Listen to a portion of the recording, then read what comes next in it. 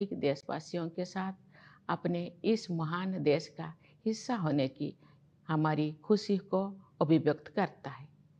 जिस तरह हम अपने परिवार के साथ विभिन्न त्यौहार मनाते हैं, उसी तरह हम अपने स्वतंत्रता दिवस और गणतंत्र दिवस को भी अपने उस परिवार के साथ मनाते हैं जिसके सदस्य हमारे सभी देशवासी हैं।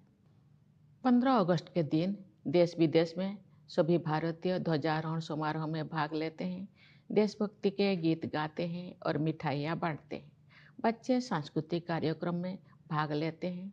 जब हम बच्चों को अपने महान राष्ट्र तथा भारतीय होने के गौरव के बारे में बातें करते हुए सुनते हैं, तो उनके उद्गारों में हमें महान स्वतंत्रता सेनानियों की भावनाओं की प्रतिध्वनि सुनाई देती है। हमें ये अनुभव होता है कि हम उस परंपरा का हिस्सा है जो स्वाधीनता सेनानियों के सपनों और उन भावी पीढ़ियों की आकांक्षाओं को एक कड़ी में पिरोते हैं, जो आने वाली वर्षों में हमारे राष्ट्र को अपना संपूर्ण गौरव पुनः प्राप्त करते हुए देखेंगे। इतिहास की इस श्रृंखला की एक कड़ी होने का बोध हमारे अंदर विनम्रता का संचार करता है। ये बोध हमें उन दिनों की याद दिलाता है जब हमारा देश विदेशी शासन के अधीन था। राष्ट्रभक्ति और वीरता से ओतप्रोत देश प्रेमियों ने अनेक जोखिम उठाए और सर्वोच्च बलिदान दिए। हम उनकी पावन स्मृति को नमन करते हैं। उनके अथक प्रयासों के बल पर भारत की आत्मा सदियों की नींद से जाग उठी। अंतर्धारा के रूप में सदैव विद्यमान रही हमारी विभिन्न परंपराओं और मूल्यों को पीढ़ी दर पीढ़ी हमारे महान स्वाधीनता सेनानियों ने नई अभिव्यक्ति प्रदान की। मार्गदर्शक नक्षत्र की तरह राष्ट्रपिता महात्मा गांधी ने स्वाधीनता संग्राम की विभिन्न परंपराओं और उनकी विविध अभिव्यक्तियों को एकजुट किया। साथ ही सरदार पटेल, नेताजी सुभाष चंद्र बोस और बाबा साहेब आम्बेडकर तथा भगत सिंह और चंद्रशेखर आजाद जैसे अनेक महान जननायक भी सक्रिय थे। ये एक राष्ट्रव्यापी आंदोलन था जिसमें सभी समुदायों ने भाग लिया। आदिवासियों में तिलका मांझी, बिरसा मुंडा, लक्ष्मण नायक और फूलो जानो जैसे कई अन्य लोग थे जिनके बलिदान की अब सराहना हो रही है। हमने भगवान बिरसा मुंडा की जयंती को जनजातीय गौरव दिवस के रूप में मनाना शुरू किया है। अगले वर्ष उनकी 150वीं जयंती का उत्सव राष्ट्रीय पुनर्जागरण में उनके योगदान को और अधिक गहराई से सम्मान देने का अवसर होगा। मेरे प्यारे देशवासियों, आज 14 अगस्त को हमारे देश विभाजन विभीषिका स्मृति दिवस मना रहा है। ये विभाजन की भयावहता को याद करने का दिन है। जब हमारे महान राष्ट्रों का विभाजन हुआ तो लाखों लोगों को मजबूरन पलायन करना पड़ा। लाखों लोगों को अपनी जान गंवानी पड़ी। स्वतंत्रता दिवस मनाने से एक दिन पहले हम उस अभूतपूर्व मानवीय त्रासदी को याद करते हैं और उन परिवारों के साथ एकजुट होकर खड़े होते हैं जो छिन्न भिन्न कर दिए गए थे। हम अपने संविधान की 75वीं वर्षगांठ मना रहे हैं। हमारी नवस्वाधीन राष्ट्र की यात्रा में गंभीर बाधाएं आई है। न्याय, समानता, स्वतंत्रता और बंधुता के संवैधानिक आदर्शों पर दृढ़ रहते हुए हम इस अभियान के साथ आगे बढ़ रहे हैं कि भारत विश्व पटल पर अपना गौरवशाली स्थान पुनः प्राप्त करे। इस वर्ष हमारे देश में आम चुनाव हुए। कुल मतदाताओं की संख्या लगभग 97 करोड़ थी, जो एक ऐतिहासिक कीर्तिमान है। मानव समुदाय इतिहास की सबसे बड़ी चुनाव प्रक्रिया का साक्षी बने। इस तरह के विशाल आयोजन के सुचारू और त्रुटि रहित संचालन के लिए भारत का निर्वाचन आयोग बधाई के योग्य है। मैं उन सभी कर्मचारियों और सुरक्षा कर्मियों का आभार व्यक्त करती हूँ जिन्होंने भीषण गर्मी का सामना करते हुए मतदाताओं की मदद की। इतनी बड़ी संख्या में लोगों द्वारा मताधिकार का प्रयोग करना वस्तुतः लोकतंत्र की विचारधारा का प्रबल समर्थन है। भारत द्वारा सफलतापूर्वक चुनाव आयोजित करने से पूरे विश्व में लोकतांत्रिक शक्तियों को ताकत मिलती है। मेरे प्यारे देशवासियों, वर्ष 2021 से वर्ष 2024 के बीच 8% की औसत वार्षिक वृद्धि दर हासिल करके भारत सबसे तेज गति से बढ़ने वाली बड़ी अर्थव्यवस्थाओं में शामिल है। इससे न केवल देशवासियों के हाथों में अधिक पैसा आया है, बल्कि गरीबी रेखा से नीचे रहने वाले लोगों की संख्या में भी भारी कमी आई है। जो लोग अभी भी गरीबी से पीड़ित हैं, उनकी सहायता करने के साथ साथ उन्हें गरीबी से बाहर निकालने के लिए भी सभी प्रयास किए जा रहे हैं। उदाहरण के लिए कोविड-19 के शुरुआती चरण में आरंभ की गई पीएम गरीब कल्याण अन्न योजना के तहत लगभग 80 करोड़ लोगों को मुफ्त राशन दिया जा रहा है, जो ये भी सुनिश्चित करते हैं कि जो लोग हाल ही में गरीबी से बाहर आए हैं, उन्हें पुनः गरीबी में जाने से रोका जा सके। ये हम सभी के लिए गर्व की बात है कि भारत दुनिया की 5वीं सबसे बड़ी अर्थव्यवस्था बन गए हैं और हम शीघ्र ही विश्व की 3 शीर्षस्थ अर्थव्यवस्थाओं में स्थान प्राप्त करने के लिए तैयार है। ये सफलता किसानों और श्रमिकों की अथक मेहनत, नीति निर्माताओं और उद्यमियों की दूरगामी सोच तथा देश के दूरदर्शी नेतृत्व के बल पर ही संभव हो सके है। हमारे अन्नदाता किसानों ने उम्मीदों से बेहतर कृषि उत्पादन सुनिश्चित किया है। ऐसा करके उन्होंने भारत को कृषि क्षेत्रों में आत्मनिर्भर बनाने और हमारे देशवासियों को भोजन उपलब्ध कराने में अमूल्य योगदान दिया है। हाल के वर्षों में इंफ्रास्ट्रक्चर को काफ़ी बढ़ावा मिला है। सुविचारित योजनाओं एवं प्रभावी कार्यान्वयन ने सड़कों और राजमार्गों, रेलवे और बंदरगाहों का जाल बिछाने में मदद की है।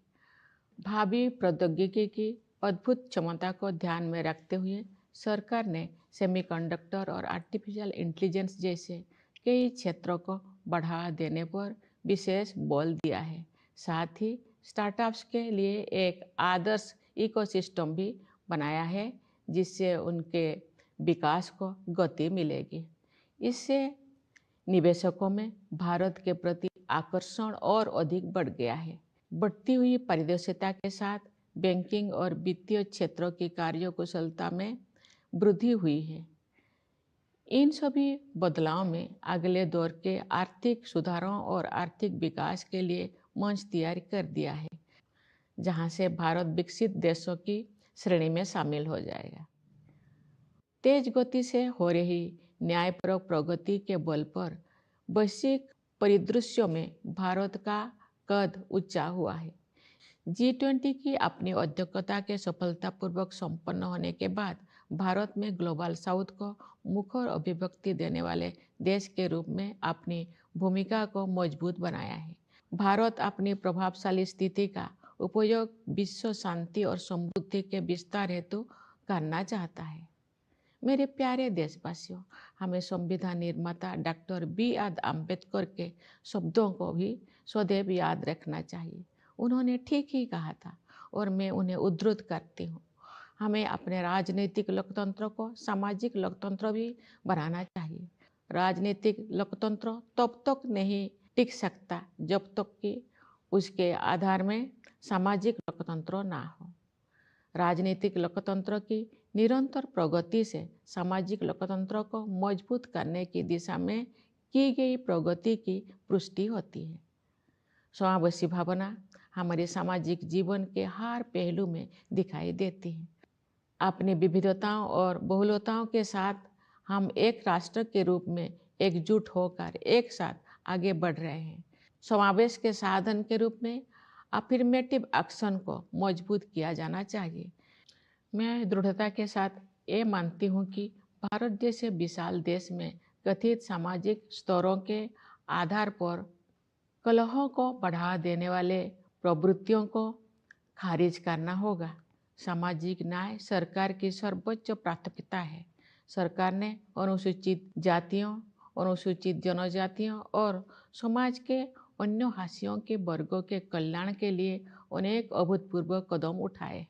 उदाहरण के लिए प्रधानमंत्री सामाजिक उत्थान एवं रोजगार आधारित जनकल्याण यानी पीएम सूरज का उद्देश्य हाशिए पर के लोगों को सीधे वित्तीय सहायता प्रदान करना है।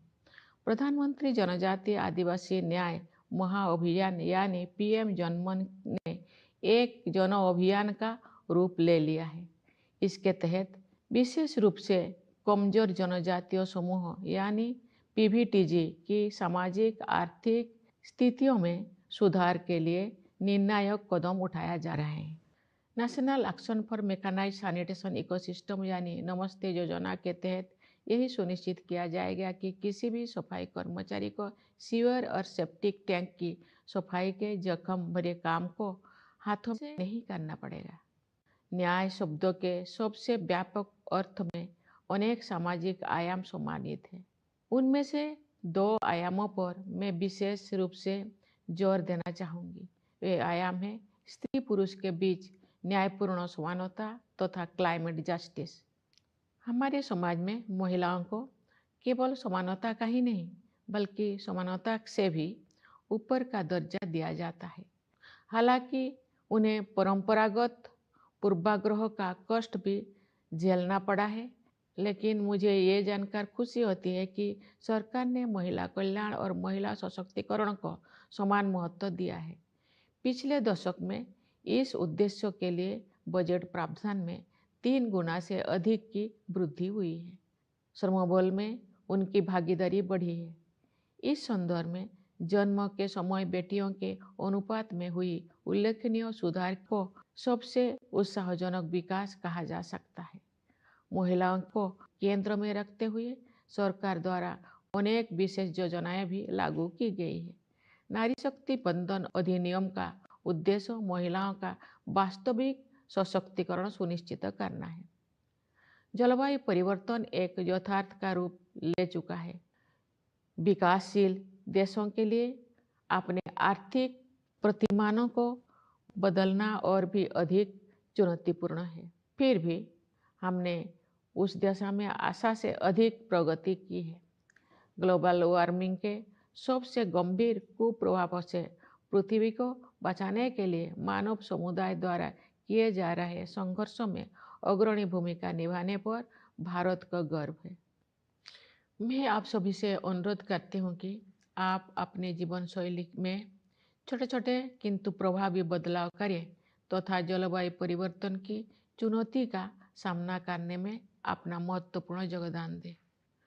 न्याय के संदर्भ में मैं ये भी उल्लेख करना चाहती हूँ कि इस वर्ष जुलाई में भारतीय न्याय संहिता को लागू करने में हमने औपनिवेशिक युग के एक और अवशेष को हटा दिया है। नई संहिता का उद्देश्य केवल दंड देने की बजाय अपराध पीड़ितों के लिए न्याय सुनिश्चित करना है। मैं इस बदलाव को स्वाधीनता सेनानियों के प्रति श्रद्धांजलि के रूप में देखती हूँ। मेरे प्यारे देशवासियों, आज के युवा हमारी स्वतंत्रता की शताब्दी तक के अमृतकाल को यानी आज से लगभग 1/4 सदी के कालखंड को स्वरूप प्रदान करेंगे। उनकी ऊर्जा और उत्साह के बल पर ही हमारा देश नई ऊंचाई तक पहुंचेगा।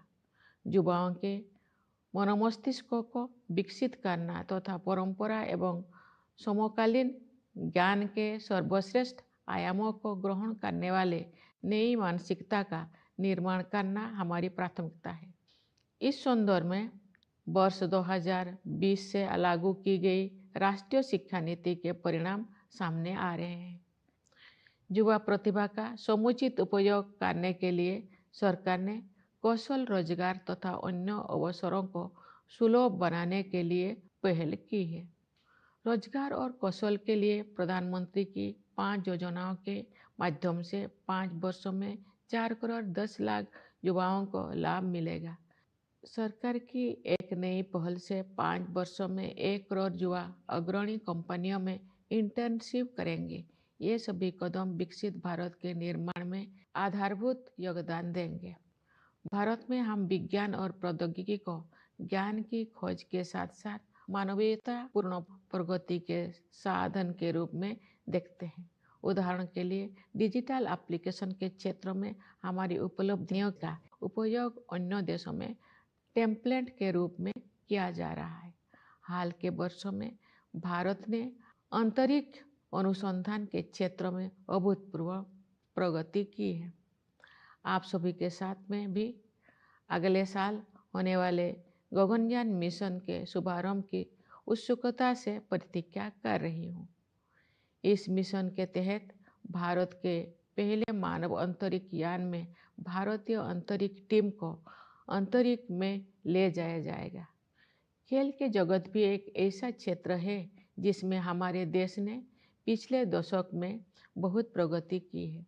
सरकार ने खेल के बुनियादी ढांचे के विकास को समुचित प्राथमिकता दी है और इसके परिणाम सामने आ रहे हैं। हाल ही में संपन्न पेरिस ओलंपिक खेलों में भारतीय दल ने अपना उत्कृष्ट प्रयास किया।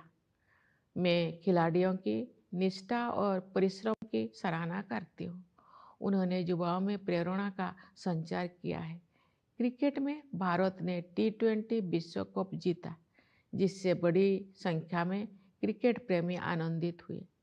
शतरंज में विलक्षण प्रतिभा वाले युवा खिलाड़ियों ने देश को गौरवान्वित किया है। इसे शतरंज में भारतीय युग का आरंभ माना जा रहा है।